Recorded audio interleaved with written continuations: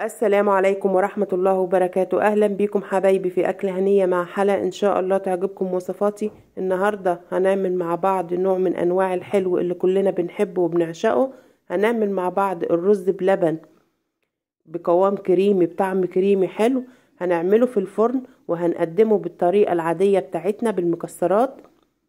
ولو عجبك فيديو النهاردة ياريت تدوسي لايك، كومنت حلو منك يشجعني، واشتركي في القناة وفعلي الجرس عشان يوصلك مني كل جديد. وقبل ما نبدأ الفيديو يلا بينا نسمي الله ونصلي على رسولنا الكريم صلى الله عليه وسلم. اول حاجة عندي 1.5 كوب من الرز. انا غسلتهم كويس، حطيت عليهم 3 كوبايات من المية وحطيتهم على النار لحد ما وصل للشكل ده كده، هو استوى نص سوا. هنزل لتر ونص من اللبن او الحليب واقلبه مع بعض كده. انا بكمل سوا الرز مع اللبن كده. ما ابتدى يغلي انا حسيت ان كمية الرز بتاعتي هتبقى كتيرة، زودت نص لتر من اللبن كمان. يبقى كده الكوباية ونص من الرز هنحط عليهم لترين من اللبن او الحليب واسيبه يغلي مع الرز كده، والرز يكمل السوا بتاعه. وهنزل بكمية السكر بتاعتي، طبعا السكر زي ما انت عايزة، بتحبيه مسكر قوي، بتحبيه متوسط، زي ما انت عايزة السكر بيرجع لك انت. قلبت وضوبت السكر وسبته، هديت عليه النار وسبته يغلي لحد ما وصل للشكل ده كده. طبعا اللبن اللهم بارك يعني دسم ما شاء الله. انا ما اضطريتش ان انا احط له قشطه لان لقيت القشطه بتاعته كتيره.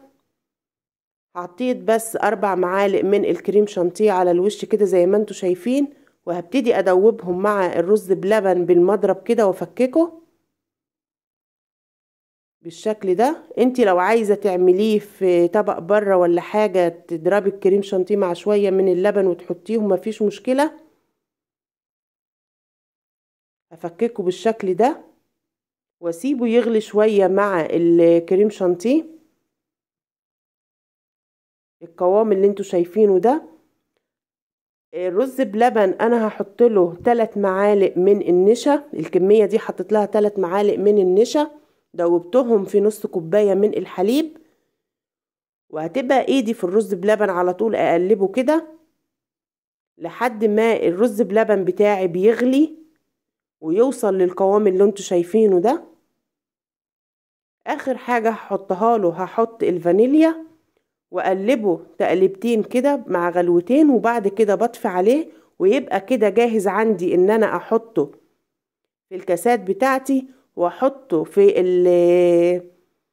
الطواجن بتاعتي اللي هدخلها الفرن. شفتوا القوام بتاعه؟ هبتدي ان انا احطه في الطواجن بتاعتي. طبعا انا هحطه في الفرن، هشغل الشواية بس انا ما بشغلش الفرن من تحت، او انا كل عايزاه ان هو ياخد لون، ان هو وشه يحمر. هخلص الكمية اللي هتدخل الفرن وادخله الفرن. ممكن تحطي على وشه، ترشي على وشه مثلا شوية من السكر او تحطي قشطة او حاجة. انا ما حطيتش، انا سبته كده لان فعلا كان مظبوط وكان القوام بتاعه حلو وطعمه احلى. نضفت اللي على بيبقى على جسم الفخار من البرام من بره كده، نضفته بالكلينكس ودخلته. طلع زي ما انتوا شايفين كده، طعمه تحفة، قوامه حلو. اللي طعم كله قشطة وكريمي جميل جدا. ان شاء الله لو عملتوه بالطريقة دي هيعجبكم.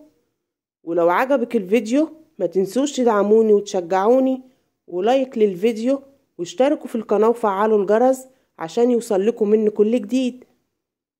القوام زي ما انتوا شايفين كده، طبعا هو لسه سخن. يا ريت